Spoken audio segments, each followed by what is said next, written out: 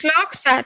योग युक्त विशुद्धात्मा विजितात्मा जितेंद्रियः सर्वभूतात्मा भूतात्मा कुर्वन्नपि न लिप्यते। जो भक्तिभाव से कर्म करता है, जो विशुद्ध आत्मा है और अपने मन तथा इंद्रियों को वश में रखता है, और वह सबों को प्रिय होता है और सभी लोग उससे प्रिय होते हैं, ऐसा व्यक्ति कर्म करता हुआ भी कभी नहीं बंधता। तात्पर्य: जो कृष्ण भावनामृत के कारण मुक्ति पथ पर है, वह प्रत्येक जीव को प्रिय होता है और प्रत्येक जीव उसके लिए प्यारा है। यह कृष्ण भावनामृत के कारण होता है।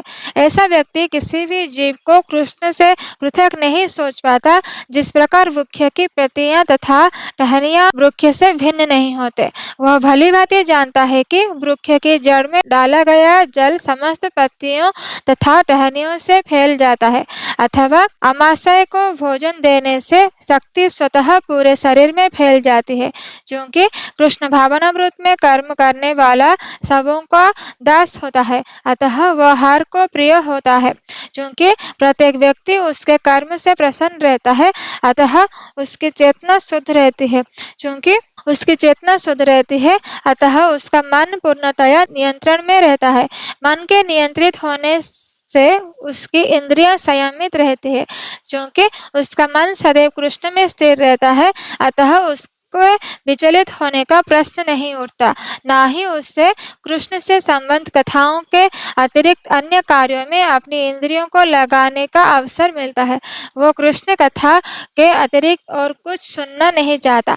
वो कृष्ण को अर्पित किए हुए भोजन के अतिरिक्त अन्य कुछ नहीं खाना चाहता और न किसी स्थान में जाने का इच्छा रखता है जहाँ कृष्ण संबंधी कार्य न होता हो। अतः उसकी इंद्रियां वश में रहती है। ऐसा व्यक्ति जिसकी इंद्रियां संयमित हो, वह किसी के प्रति अपराध नहीं कर सकता। इस पर कोई यह प्रश्न कर सकता है, तो फिर अर्जुन अन्यों के प्रति शुद्ध में आक्रामक क्यों था? क्यों वह कृष्ण भावनावित नहीं था? वस्तुतः अर्जुन ऊपर से ही आक्रामक था, क्योंकि जैसा कि द्वितीय अध्याय में बताया जा चुका है, आत्मा के अवध्य होने के कारण युद्ध भूमि में एकत्र हुए सारे व्यक्ति अपने अपने स्वरूप में जीवित बने रहेंगे। अतः आध्यात्मिक दृष्टि से कुरुक्षेत्र के युद्ध भूमि में कोई मारा नहीं गया।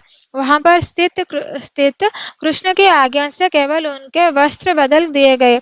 अतः अर्जुन कुरुक्षेत्र के युद्ध भूमि में युद्ध करता हुआ भी वस्तुतः युद्ध नहीं कर रहा था। वह तो पूर्ण कृष्ण भावनामृत में कृष्ण के आदेश का पालन मात्र कर रहा था। ऐसा व्यक्ति कभी कर्म बंधन से नहीं बंधता।